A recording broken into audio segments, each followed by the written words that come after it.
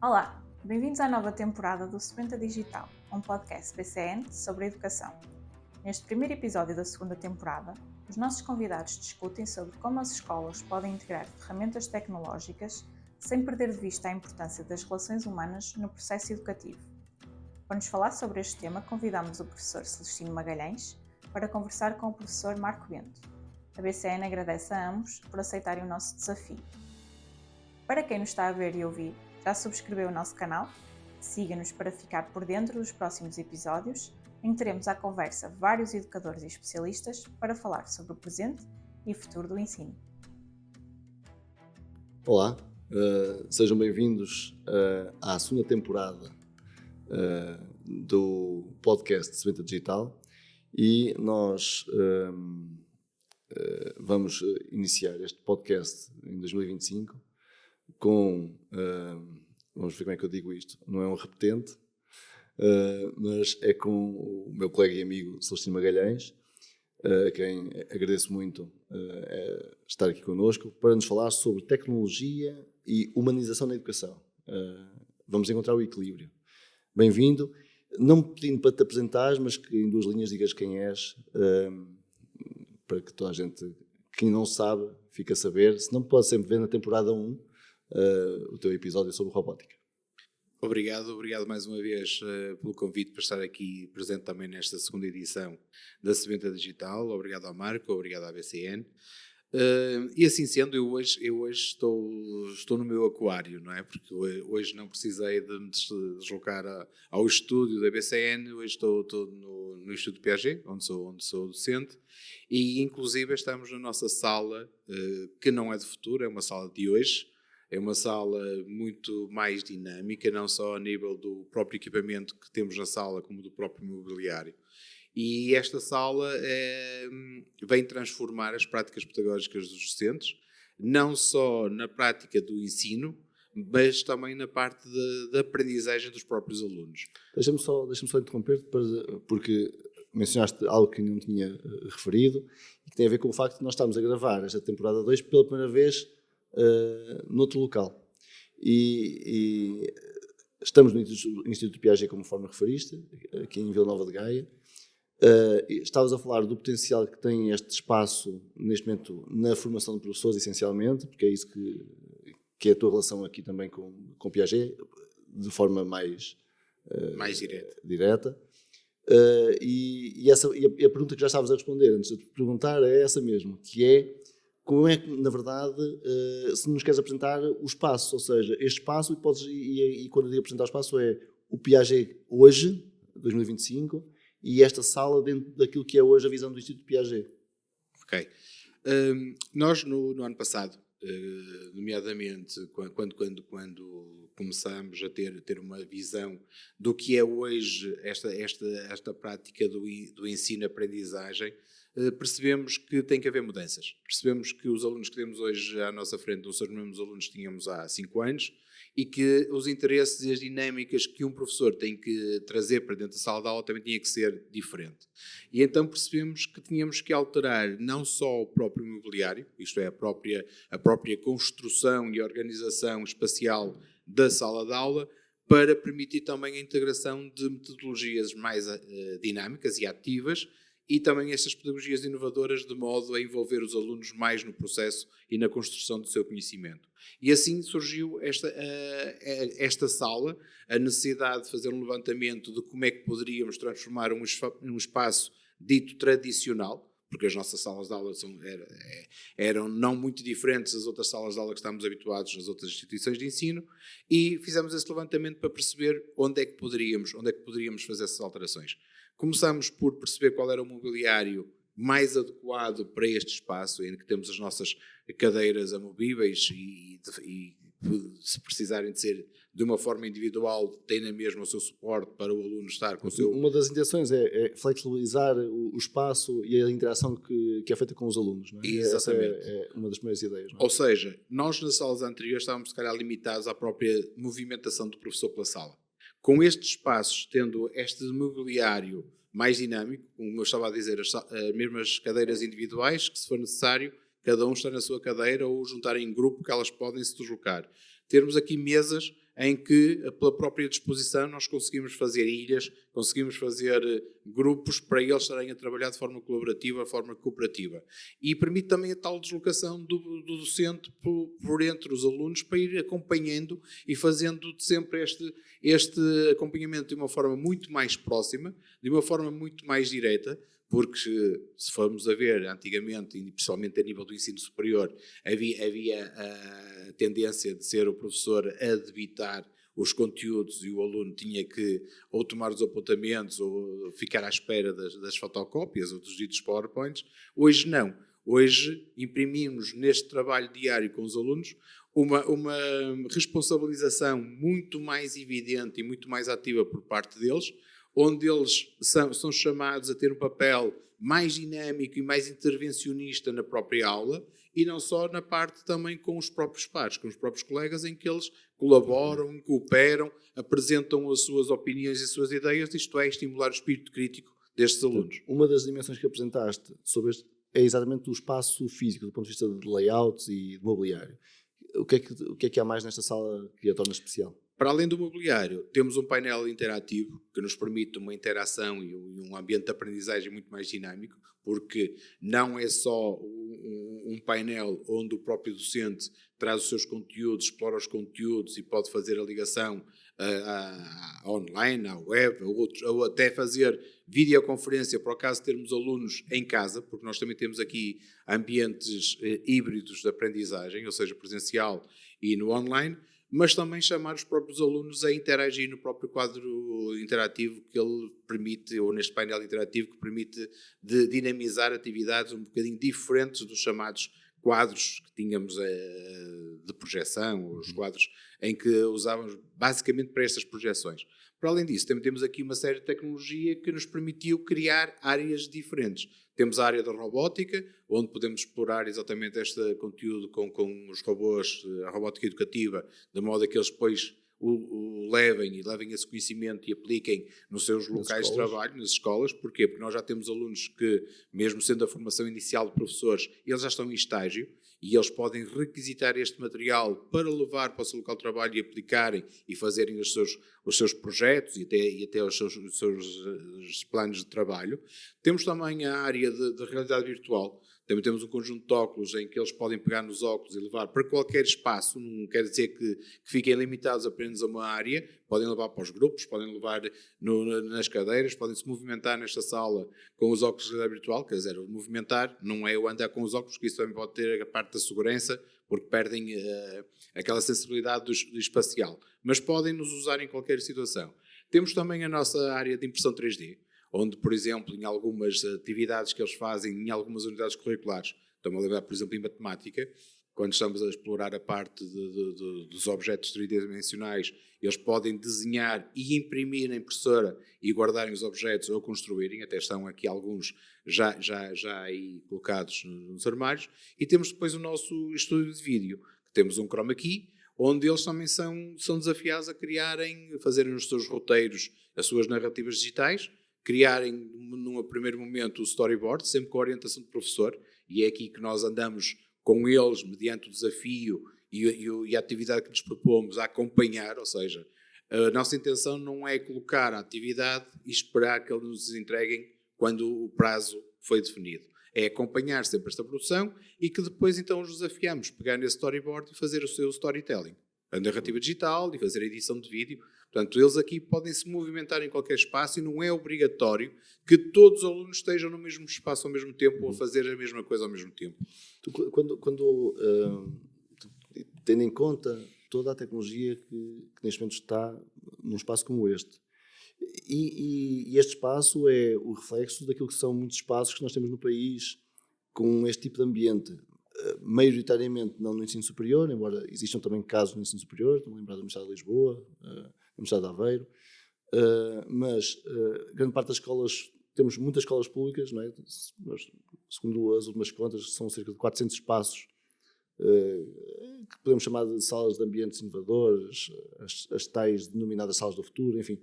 Agora até com os CTEs também há muitos espaços desse género. Aqui a questão essencial é como é que nós, professores, e como é que tu, enquanto professor, transformas esta tecnologia benéfica para potenciar a aprendizagem dos alunos. Não é? E é porque o equipamento está cá, mas há aqui a componente pedagógica que é fundamental. Como é que isso é feito? E que benefícios é que vês nessa utilização? Há aqui dois aspectos importantes seguindo essa linha de pensamento. A primeira é que o foco não é a tecnologia. A tecnologia é um complemento da aprendizagem. Ou seja, vês a tecnologia como sendo... A tecnologia tem que ser transparente, não é? Ou seja, completamente.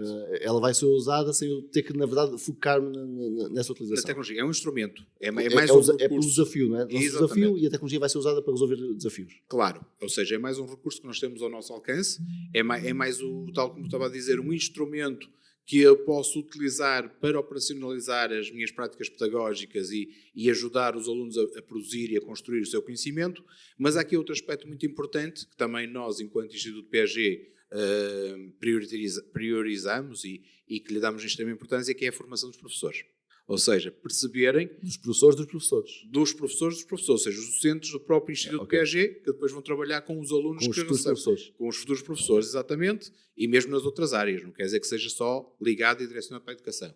Perceberem que têm esses recursos ao seu alcance, ou seja, que têm esses instrumentos aqui e mostrar-lhes, dando nessa formação, como é que eles podem incorporar metodologias ativas muito mais dinâmicas e, se calhar, significativas para os alunos, já que eles vão ser muito mais envolvidos nessa produção de conhecimento e vão ter esse sentido de pertença, de estarem a colaborar, de estarem a cooperar com os colegas, a trocarem as suas ideias, as suas opiniões, e também mostrar aos professores como é que eles, tendo os instrumentos, os podem incorporar nas suas práticas pedagógicas.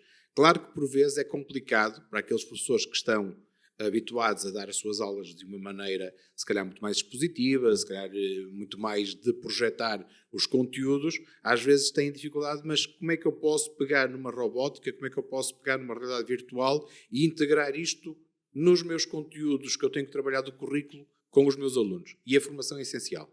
Ou seja, para mim, não só, neste caso, a formação inicial dos futuros professores, como também a formação contínua para permitir este avanço e esta melhoria profissional dos docentes que já estão aqui no terreno há alguns anos a esta parte. Vês aqui algum tipo dessa utilização que vais fazendo, vês aqui algum tipo de conflito entre o facto de usares tecnologia para manipular a aprendizagem, vamos chamar-lhe assim, ou para desencadear processos de aprendizagem? Vês conflitos com aquilo que, na verdade, é também a nossa dimensão e a nossa relação humana? Ou seja, vês os alunos a fugir um pouco àquilo que são as relações sociais entre eles pelo facto de usarem tecnologia? Ou como é que isso se processa? Nas interações que vais fazendo num espaço como este, e não só neste, como é que vês isso até do ponto de vista mais global? Se a tecnologia afasta as pessoas daquilo que é a sua condição humana, não é? Ou se não, se consegues dar aqui algum testemunho. É assim, nós hoje ouvimos isto dizer que os nossos jovens e não só os nossos jovens, as nossas crianças, isso começa logo a partir até de níveis de ensino muito mais novos e de um nível etário muito mais baixo, que estão viciados na tecnologia, que não largam o telemóvel, por exemplo, que não deixam online. Claro que há este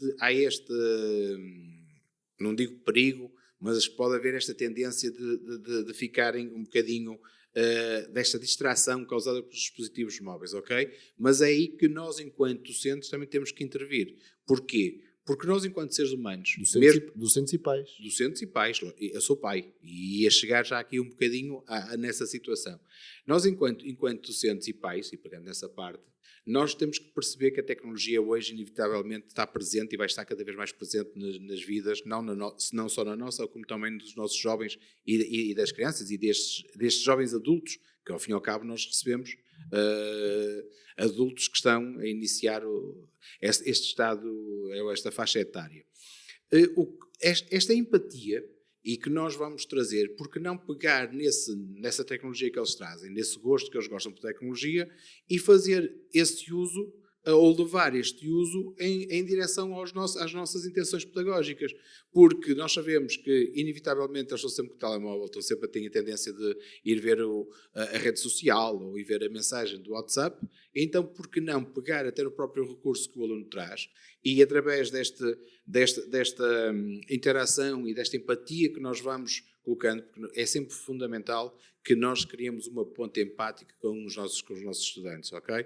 Porque as emoções são nossas, as emoções é uma característica dos seres humanos, a tecnologia é apenas mais um instrumento, como nós temos a roda, como temos as canecas para beber um chá, beber um café, e que nos fazem uso, porque senão nós tínhamos que beber com a mão, certo? Não vês conflito entre a questão do digital e a questão emocional ou relacional? Não, tem que ser equilibrado.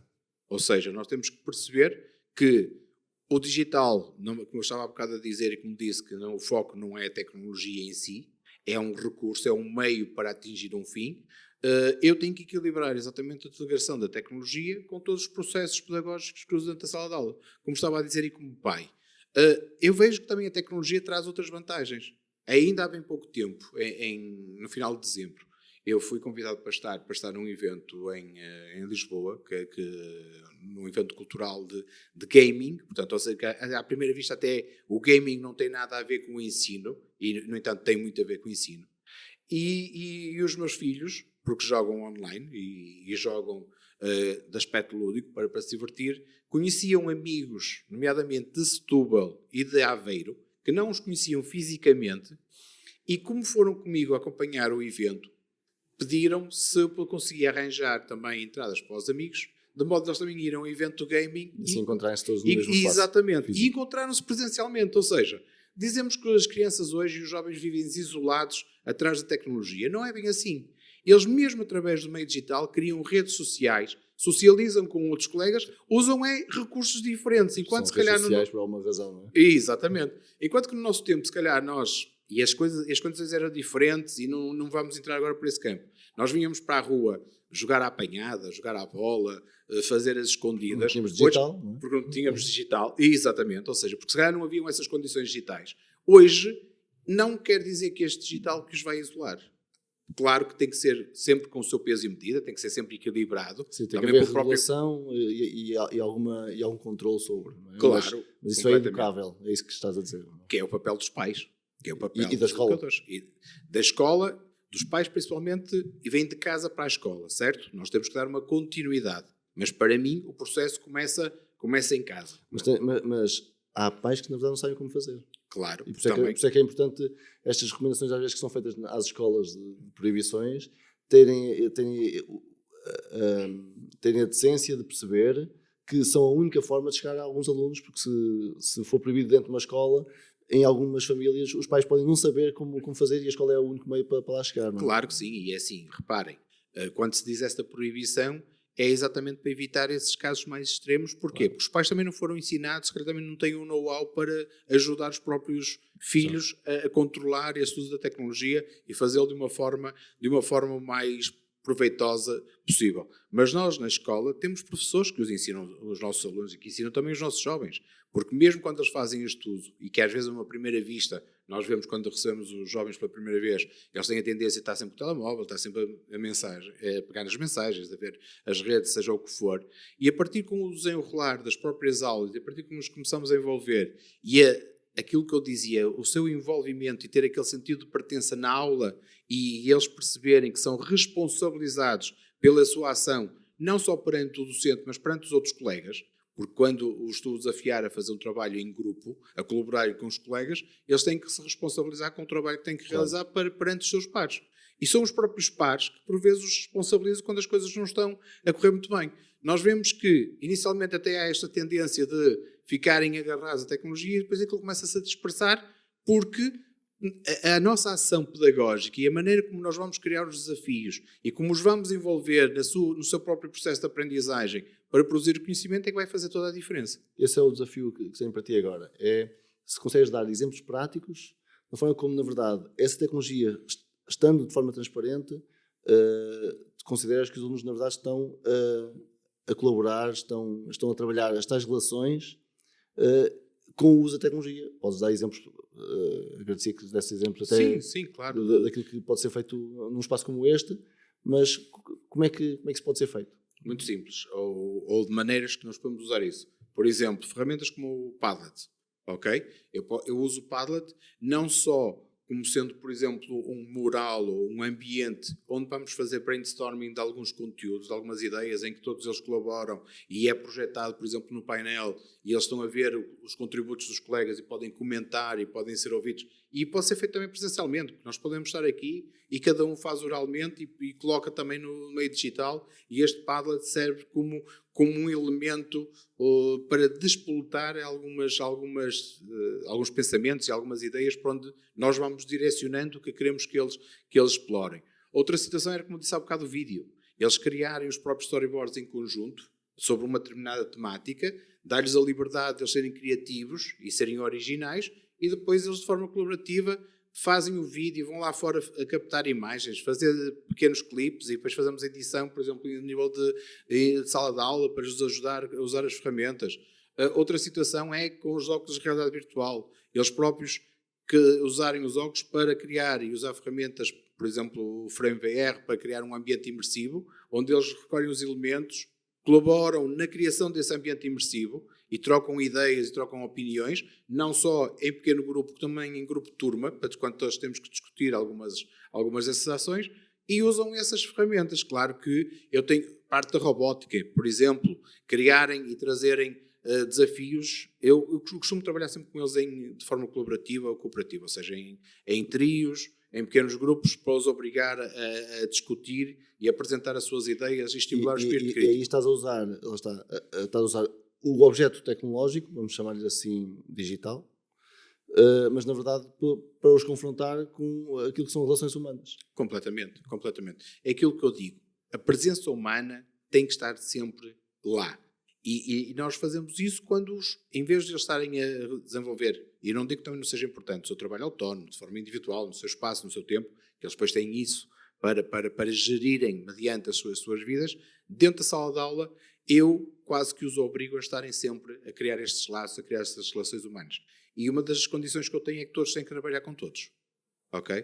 Portanto, nós inicialmente, até se formos formar os grupos, nós sabemos que eles dizem logo se podem formar os grupos, que têm as amizades, têm aquelas pessoas com que se dão mais, ou até que têm as suas proximidades e afinidades e laços amigáveis, mas a partir daí há sempre a condição de que todos têm que trabalhar com todos, exatamente para criar este ambiente social e para este ambiente de partilha, de colaboração. No trabalho de grupo estás a desenvolver competências.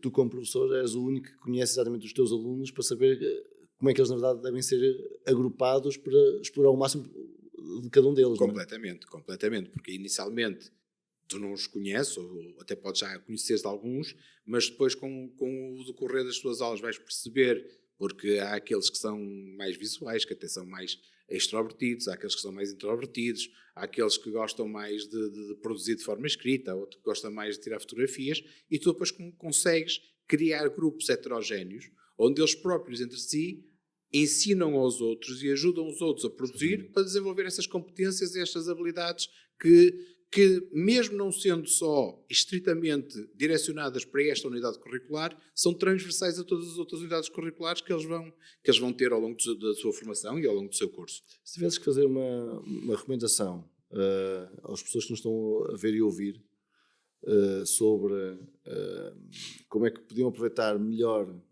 o potencial que estas ferramentas que temos disponíveis trazem para o processo de aprendizagem, o que é que lhes dirias? Tendo sempre em conta que, até porque as pessoas muitas vezes podem estar a ler isto ou a ouvir isto, pensando sempre como, ok, mas isto é mais digital, assim, mas é sempre o digital, mas sempre numa perspectiva de conexão e de relação entre os próprios alunos, entre si, não é?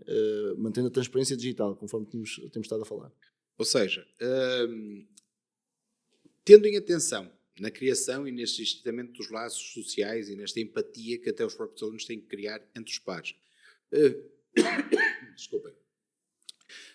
Os conselhos que eu dou aos professores é, quando estiverem a construir as suas atividades de aprendizagem, ou seja, fazer o seu desenho das atividades de aprendizagem que vão trazer para os seus alunos, que as façam sempre centradas no aluno. Ou seja, que estejam dirigidas para o próprio aluno construir o seu conhecimento e que o faça de uma forma colaborativa, ou seja, que essa própria atividade esteja dirigida para que seja feita com a partilha, com a exploração do pensamento ou das ideias e opiniões que cada um deles tem, de forma a que eles possam exprimir essas suas opiniões com os seus pares e vai estimulando este espírito crítico. Não ter medo de tutorias, não é? De dizer, exatamente, não ter medo de se expressar, mesmo que vá, como se costuma dizer, seja um tiro no escuro e que vá aqui completamente ao lado. Estamos lá nós para ser moderadores e para fazer este acompanhamento de modo a ajudá-los e a direcioná-los no caminho que queremos que o sigam. Mas estas atividades têm que ser propostas pelo professor. O professor tem que pensar que hoje em dia, tendo estes recursos ao seu alcance, que é inevitável que hoje mais ou menos num curto espaço de tempo as escolas têm-nos, e como estavas a dizer há bocado também com os CTEs e mesmo nós enquanto instituição de ensino superior,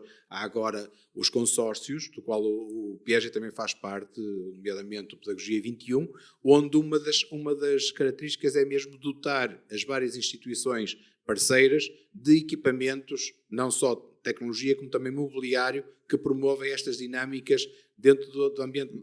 Mas do ponto de vista da estratégia, o que estás a recomendar, se eu percebo, é que maioritariamente para manipularmos objetos digitais que o seja feito em grupo. Completamente, sim. Para estimular o trabalho colaborativo, a cooperação, a partilha, entre o espírito crítico, entre ajuda, exatamente, entre eles. E como é que vês, não vês que esse tipo de interação, não achas que os professores podem pensar que sentem-se diminuídos na sua ação pedagógica? Pelo facto eu não vejo que seja diminuídos. Porquê? Porque nós vamos estar sempre presentes, nós vamos ter sempre aquele papel como sendo o mediador dessa produção do conhecimento, ok? Portanto, o professor, enquanto os alunos estão a trabalhar, não vai lá fora ao café da esquina tomar um café e bem passado as 2 horas ou as 2 horas e meia em que o aluno teve a realizar. No máximo vai lá fora para fazer uma ata ou corrigir alguma coisa. Ou isso, qualquer coisa. Ou seja, nós vamos estar sempre a apoiá-los neste trabalho e a discutir com eles e a promover esta reflexão conjunta, porque nós temos que chegar aos grupos, e é aquilo que eu digo, eles estão a trabalhar, estão a desenvolver o seu trabalho de forma colaborativa, até na copartilha, e nós chegamos lá e vamos espicaçá-los. Ou seja, mediante o que eles nos vão dizer que estão a fazer, nós podemos sempre desafiá-los e dizer, mas porquê que é assim? E porquê que vai fazer por este caminho e não faz por aquele? E algum colega diz, mas eu até tinha pensado assim, olha, porquê que não houve a opinião do seu colega? E porquê que... Então, afinal, a tecnologia desenvolve pensamento crítico. Completamente. Mas ou será que é o professor que se envolve? É assim, há aqui 2 aspectos. A tecnologia pode te servir para, como é que eu estou a dizer, para empolgar ou para aumentar, potenciar este espírito crítico, certo? Mas o próprio desenvolvimento começa logo, é o professor que o vai... É da interação humana entre professor e aluno, da interação pedagógica exatamente, que vai nascer. Da intenção pedagógica que o professor tem ao estimular os alunos a resolver. Deixa-me ainda perguntar-te uma outra questão em relação àquilo que estavas a dizer, que é, como é que vês também essa possibilidade do facto dos professores promoverem o uso digital dentro de uma sala de aula e muitas vezes os que não promovem porque sentem-se, voltando àquela questão da diminuição, de me sentir, mas os alunos sabem mais do que eu e depois, quer dizer, há aqui tanta tecnologia com tanto potencial que o facto de não a dominar se calhar como gostaria, então o melhor é guardá-lo no armário. Como é que vês isso? Como é que lês isso? É sim, isso acontece. É inevitável que isso aconteça porque nós mesmo nos contactos com os nossos pares, com os nossos colegas docentes, sentimos isso e vemos isso. Em primeiro lugar é não ter receio de usar. E usar exatamente, mesmo que tenha esse, mas eles se calhar sabem mais do que eu, porque não aproveitar este conhecimento dos próprios alunos e, proveitoso, eu estou a crescer enquanto docente, eu vou aprender se calhar algo também, porque eu não tenho qualquer problema de aprender com os meus alunos, ok? Porque eu vejo a aprendizagem como sendo um caminho bidirecional. Eu dou, mas também recebo. E por que não buscar este conhecimento que alguns alunos têm para trazer? Porque assim, nós não dominamos tudo. Inevitavelmente, nesta era em que vivemos tão tecnológica, por muitas ferramentas e instrumentos que nós tínhamos ao nosso alcance, nós não conseguimos dominar tudo, mesmo nós temos, se calhar, somos detentores do conhecimento científico, porque fomos preparados para ser docentes, para ser professores, temos esse conhecimento científico, mas muitos dos instrumentos que nós vamos utilizar não os dominamos. E por que não, se tiver alunos que acima de tudo, somos proprietários de um grande conhecimento pedagógico. Também. Essa é a nossa grande mais-valia. Também. E ao fim e ao cabo, acabas por estar a estimular o facto do aluno que está a ensinar, ou que se sente esse protagonista, de estar envolvido. Assim, eu vou à aula porque eu sou sou um especialista na área da realidade virtual. Por exemplo, consigo dominar muito bem e aumenta a autoconfiança. É? E aumenta a autoconfiança que o aluno começa a ter nos processos de aprendizagem que tem que realizar. E depois há tal situação que eu dizia, portanto, há esta parte que os professores não têm o receio e depois também a formação contínua, isto é, há montes de oferta formativa para professores nessas metodologias. Por exemplo, outro aspecto dos tais consórcios é, para além do tal equipar as instituições com mobiliário e tecnologia, é dar formação nestas metodologias ativas e nestas pedagogias inovadoras, de modo a capacitar os professores e que eles se sintam mais à vontade na utilização. Se tivesses até porque queria reforçar, estamos perto de terminar, antes de fazer a última questão, e voltando à questão das recomendações, portanto, falaste aqui recomendaste a utilização em grupo, ou seja, o potenciar este processo de aprendizagem em grupo, mas se tivesses que dizer assim, para amanhã, portanto, as pessoas estão-nos a ouvir e assim, amanhã eu vou fazer uma prática com digital, onde quero estimular também a minha relação humana entre os alunos e com os alunos. Tens que dizer o que é que recomendavas que um professor pudesse começar amanhã, ou seja, estás vendo, não uma coisa que eu tenha que programar, porque imagino que programar uma aula com uma narrativa digital, isso obriga a outro pensamento, ou uma técnica cooperativa mais curta, enfim, o que é que podias dizer assim, para quem nos ouve, o que é que pode começar a fazer já hoje? Não é? Já hoje, dependendo da temática e que isto é transversal, na tua área, se pegar, por exemplo, a ferramenta que falamos há bocado de um Padlet, abre um Padlet, porque um Padlet também para criar, mesmo que não conheça, há vídeos, tutoriais, mas acho que é uma ferramenta que é comum e que hoje em dia já começa a ser muito vulgar, e em 10 segundos se cria um Padlet. Chegar à aula, projetar esse Padlet e ter uma questão em que vai estimular logo a reflexão crítica dos alunos, em que eles têm que apresentar o seu pensamento, as suas ideias, as suas opiniões sobre aquele tema. E a partir daí... Digitalmente, portanto, os alunos contribuem e a partir daí fazer o decorrer da sua aula, ou começar a sua aula pegando nessas ideias, nessas opiniões e começar a construir para onde quer que direcionar os seus alunos. Muito bem.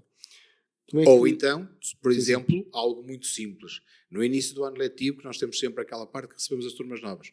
Porque não desafiar os seus alunos a fazer a sua apresentação, em vez de dizer eu sou o Manuel José, tenho 10 anos, começam oralmente, desafiá-los a criar um vídeo, que eles usam os seus telemóveis em 20 segundos, para se fazerem a sua apresentação e o que é que esperam da disciplina, da unidade curricular X, e depois partilhar, por exemplo, o vídeo com a turma em que todos eles estão a apresentar. Ou já agora, se tiveres que enviar um WhatsApp ao teu colega para te apresentares, como é que mandas um WhatsApp?